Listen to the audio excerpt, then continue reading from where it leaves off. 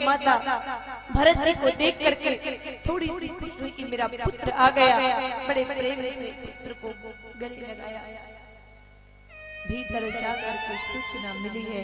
भरत भैया पूछते भैया कहाँ है? राम कहाँ है? लक्ष्मण जी कहाँ है? माँ पिताजी कहाँ है? सब लोग ऐसे शांति से क्यों बैठे हुए हैं? बताया बाकी लोगों ने आपकी माता कैकेयी राम जी को वनवास, राम के बिना पिता जीवित नहीं रह सकते। भरत आपके पिता ने प्राण छोड़, ऐसा लगा मानो कलेजा फट गया, बाहर निकल आएगा। शत्रुघ्न जी भरत जी अपनी माता को डांटने लगे कि मैं अभागी हूं कि तेरी कोख से मैंने जन्म लिया है। अरे मेरे राज तिलक के लिए तुमने मेरे राम प्राणों के समान प्रिय भाई को वनवास भेज दिया। मुझे तुम्हें मां कहने की इच्छा जागी। पता नहीं क्या क्या सुनाया है राजा दशरथ की पत्नी कैकेयी माता को भरत जी महाराज शत्रुघ्न जी ने समझाया कि अपनी माता पे क्रोध न करो। हमें पिताजी माताओं को सती होने से रोका गया कि एक आप ही तो बचे महल में इस अवध में, किसके सहारे अवधवासी अपना जीवन व्यतीत करेंगे। प्राण तो चला ही गया है, अब क्या? दशरथ जी का अंतिम संस्कार हुआ। धीरे धीरे थोड़ा समय बीता। गुरुदेव ने आज्ञा दी कि भरत बेटा राजा के बिना सूना है, तुम राजा के पद पर बैठो।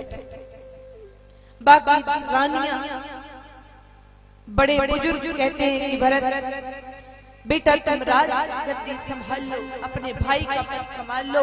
भरत जी ने कहा धिक्कार है ऐसे पद को जिसके कारण मेरे भाई को वनवास जाना। मैं राजा मेरे बड़े भाई के होते मैं गद्दी पर बैठ जाऊं, राजा बन जाऊं, ये तो मैं कभी नहीं कर सकती। अपने राम को छोड़ करके मैं राज करूं, ये कौन सा न्याय है, कौन सी रीति? गुरुदेव मैं राजा नहीं बनूंगा, मैं इस राम के पद पर बैठने के योग्य नहीं। सबने बहुत समझाया, फिर भी भरत जी नहीं माने। तो भरत जी कहते हैं कि अगर आप आज्ञा दें तो मेरी तो एक इच्छा है कि हम राम को मना करके ले आते हैं। राम जी को मनाने चलते हैं, भगवान कृपा करेंगे और जरूर लौट आएंगे। भरत जी की बात सबको बड़ी अच्छी लगी। गुरुदेव ने अनुमति दे दी। माताओं ने कहा धन्य है आपके जैसा सुपुत्र, आपके जैसा श्रेष्ठ विचार। भरत तुमने जो बात कही है सबके मन को भा गई। चारों तरफ तैयारियां होने लगी। अवधवासी खुश हो गए, राम जी के पास जाएंगे, राम के पास चलेंगे। भरत लखन भैया के दर्शन करेंगे, माता सीता का दर्शन करेंगे। बैलगाड़ियां तैयार हो रही हैं, रथ घोड़े तैयार हो रहे हैं। गुरुजन माताएं भक्त नगर के नर नारी बालक बड़ी भारी संख्या है। भरत जी को माताएं कहते हैं बेटा रथ पे बैठ जाओ। भरत जी कहते हैं माँ मेरे प्रभु श्री राम नंगे पैर कांटों भरे जंगल में जा रहे हैं, मैं कैसे इस रथ पर बैठ सकता? भरत भैया अपने गुरुजनों के साथ, अपने परिवारों के साथ, गांव वासियों के साथ राम जी के निकट जा रहे हैं और पहुंचे हैं। तमसा के तीर पर विश्राम किया है। आगे निषाद राजा जो राम जी को छोड़ के आए हैं उनके सीमा में प्रवेश किया। निषाद राजा ने कहा अपने सैनिकों को तैयार हो जाओ। देखो राजा बने अभी समय नहीं हुआ और चले राम जी से युद्ध करने के लिए। भरत को डर लग रहा है। निषाद राजा अपने अपने सैनिकों को अपने ही मन से बता रहे हैं कि ये पूरी सेना लेके राम जी को धमकाने के लिए, मारने के लिए जा रहे हैं। राजा क्या बन गए, इतना अहंकार, अरे यहाँ आए तो सही है कि बाण में तो प्राण ले लूंगा, ये मेरे राम तक मैं इसे पहुंचने नहीं दूंगा। अहंकार हो गया है, ऐसा वैसा बहुत कुछ। एक बुजुर्ग सज्जन ने सलाह दी, राजन एक बार उन्हें आने तो दो, मुझे तो ऐसा शकुन दिखाई दे रहा है कि वो लड़ने नहीं मिलने जा रहे। कहा मैं परीक्षा करूं। निषाद राजा ने फल, कंद, मूल, मछलियां इतना सब मंगवाया है। अगर भरत कंद मूल ना फल खाते हैं तो समझूंगा प्रेम से मिलने जा रहा है। कंद इत्यादि खाते हैं तो समझूंगा कि अपने भाई को कुछ बतलाने जा रहे हैं। और मछलियों को हाथ लगा दिया तो मैं समझूंगा कि ये लड़ने, युद्ध करने में, श्री राम को मारने जा रहे हैं। उसी समय में प्राण दे दे। सब तैयार है। भरत जी का आगमन हुआ है। भरत भैया से मिले हैं। निषाद राजन आग्रह किया, कुछ भी नहीं खाया राजा दशरथ के अद्भुत पुत्र भरत जी ने कहा, राजा मेरी माता ने बड़े कठोर हृदय से मेरे प्राणों से प्रिय राम को वन भेज दिया। पता नहीं भूखे प्यासे कैसे मेरे राम वन में होंगे। जब तक मैं मेरे राम से नहीं मिलने तब मैं कुछ खाऊंगा नहीं, मैं इसको हाथ लगाऊंगा नहीं। आपका आदेश मेरे सर माथे है। तुरंत निषाद राजा ने भरत जी को गले से लगा लिया। नैनों से नीर बहने लगा कि क्या मैं सोच रहा था और क्या इनके विचार हैं। मैं तुम्हें ले जाऊंगा, मुझे पता है राम कहाँ है, मैं ही छोड़ करके आया हूं, मैं ही तुम्हें ले जाऊंगा, चिंता न करो।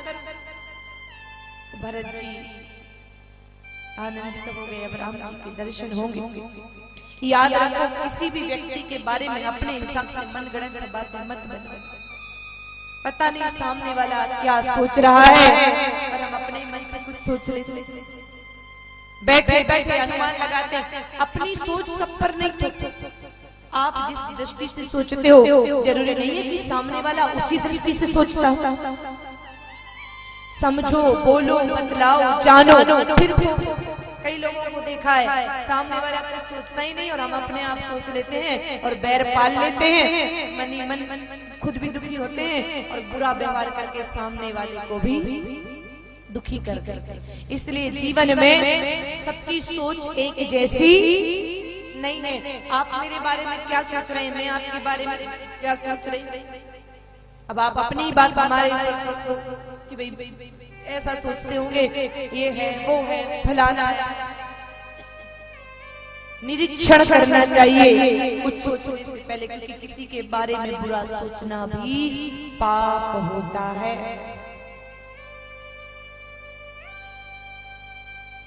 भरत जी विभिन्न मार्गों से त्रिवेणी में स्नान करते हुए, मुनियों का दर्शन करते हुए चले जा रहे हैं। इधर स्वप्न आया है माता सीता को। वह स्वप्न माता ने राम जी को सुनाया है। लक्ष्मण जी ने देखा, रथ की ध्वजा पताका दिखाई दी। लक्ष्मण जी ने पेड़ पर बैठ करके बाण तान लिया कि देखो राम जी आ गए। भरत भैया अपने राज का, पद का अहंकार दिखाने के लिए कहा, लक्ष्मण एक बार आने तो दो कि भरत किस लिए आ रहे हैं, क्या सोच के आ रहे हैं। बड़ी भीड़ है, धूल उड़ रही है, रास्ते में विश्राम किया है और निषाद राजन चित्रकूट लेकर के आ गए हैं। भरत भैया को दूर से श्री राम की हल्की सी झलक दिखाई दी।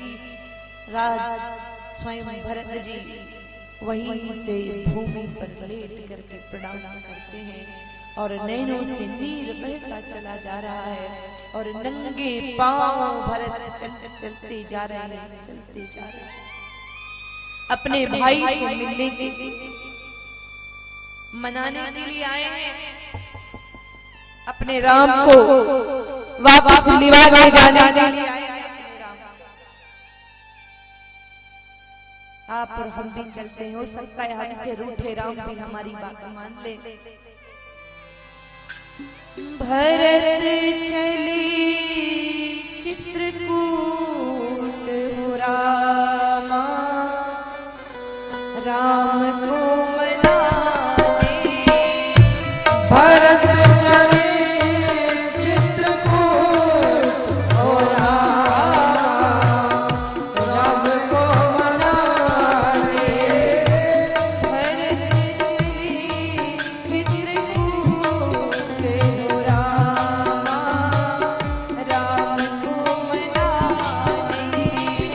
भरत चले चित्रकूट हो रामा, राम को मनाने। राम को मनाने भैया, लखन को मनाने। राम को मनाने, लखन को मनाने। राम को मनाने भैया, लखन को मनाने। राम को मनाने भैया, लखन को मनाने। भरत चले चित्रकूट हो रामा, राम को मनाने। भरत चले चित्रकूट हो रामा, राम को मनाने। ऐसा महसूस करें आप और हम भी भरत भैया के पीछे हैं, आगे भरत जी हैं, पीछे सभी राम जी को प्रीत, जिनको राम से प्रीत है, अपने राम को मनाने के लिए भरत जी के पीछे हो चले हैं। आइए आप और हम भी पीछे चल पड़े, हो सकता है राम जी हमारी कृपा से।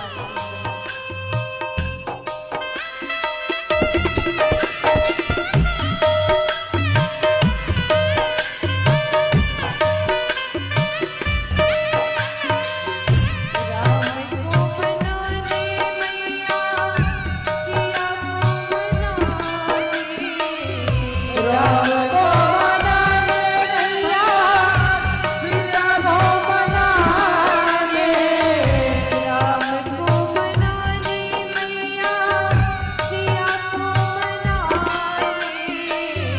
राम को मनाने भैया, सीता को मनाने। भरत चली चित्रकूट हो रामा, राम को मनाने। भरत चले चित्रकूट हो रामा, राम को मनाने। राम को मनाने, राम को मनाने।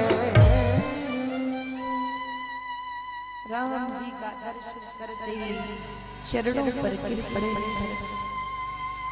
अपने इन हाथों से दोनों चरणों को कस करके पकड़ लिया और रुदन कर रहे हैं कि आप कैसे हमें छोड़कर यहाँ आ गए।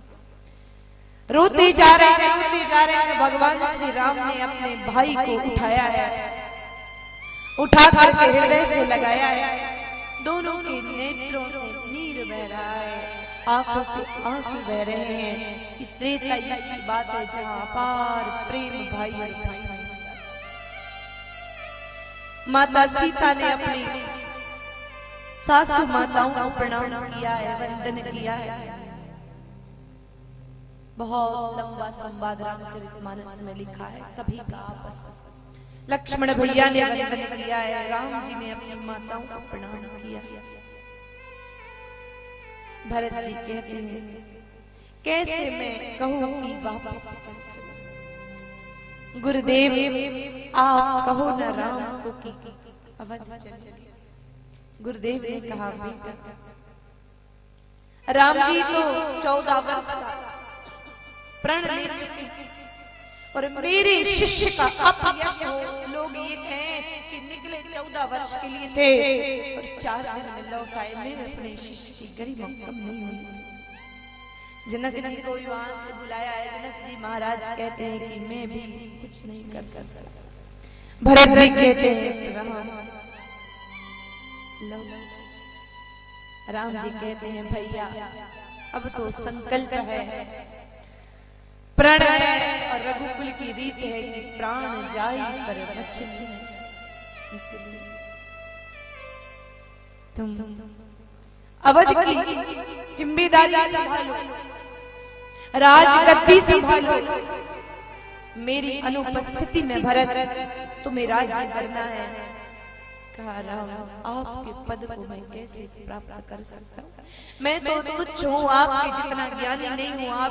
आपकी बराबरी आपका ये भाई नहीं कर सकता। बड़ा तो बड़ा होता है, राम तो राम है। आपकी मेरी कहाँ आप राम जी ने कहा जाना तो संभव नहीं है, संभालना तो आप लोगों को ही है। आप मिलकर के आनंद से रहें, खुशी से रहें।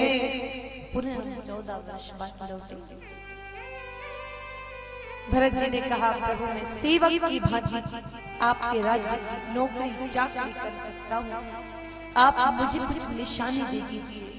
उस निशानी के भरोसे उस निशानी को ले जा करके मैं आपके स्थान पर विराजमान कर दूंगा और मैं आपका सेवक हूँ। मैं आपकी सेवा कर सकता हूँ, पद ग्रहण नहीं कर सकता। देखो आप भाइयों का प्यार। भगवान श्री राम ने चरण पादुकाएं प्रकट मंगवाई और अपने चरण उन पादुकाओं पर लगा दिए। भरत जी ने आग्रह किया आप अपने चरण स्पर्श की हुई चरण पादुका मुझे दे दे, वह पादुका मैं साथ में ले जाऊंगा। राम जी अपने चरणों का स्पर्श करते हैं। अब भरत भैया ने उन चरण पादुकाओं को कितना सम्मान दिया है।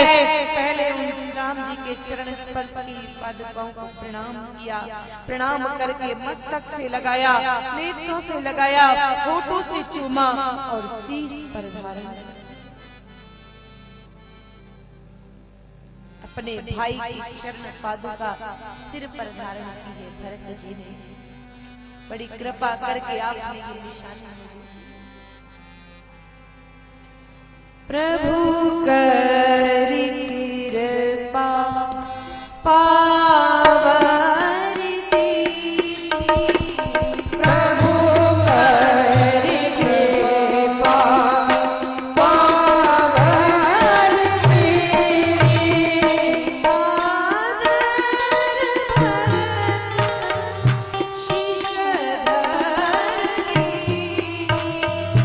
सादर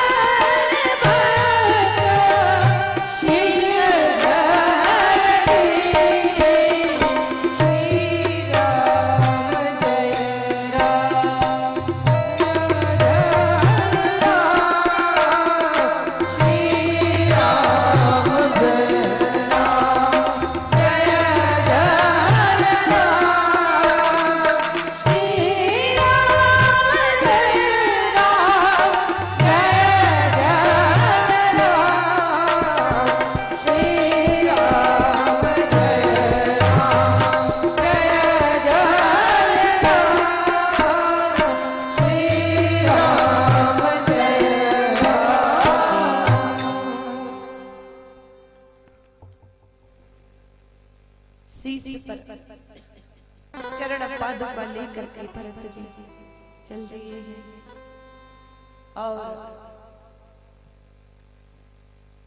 नंदी ग्राम में विश्राम किया है भरत जी। अयोध्या के भीतर नहीं गए। संकल्प किया है कि जिस दिन मेरे राम लौट करके आएंगे उस दिन में अवध की महल प्रवेश करूंगा।